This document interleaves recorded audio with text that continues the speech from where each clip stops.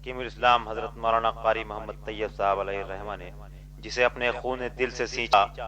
حضرت نانوتوی کے خواب کی اسی تعبیر یعنی دارالعلوم وقف میں خزانہ علم سے فیضیاب ہو کر راہ عمل پر قدم رکھنے والے فارغین دورہ حدیث کے دلی جذبات کا عکاس یہ الوداعی ترانہ بآواز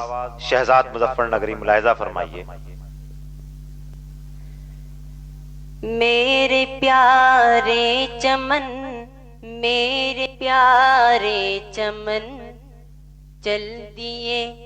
چھوڑ کر تجھ کو اپنے وطن، میرے پیارے چمن۔ علم نبوی کا تو ایک مہتاب ہے، ذرہ ذرہ یہاں تجھ سے آباد ہے، رحم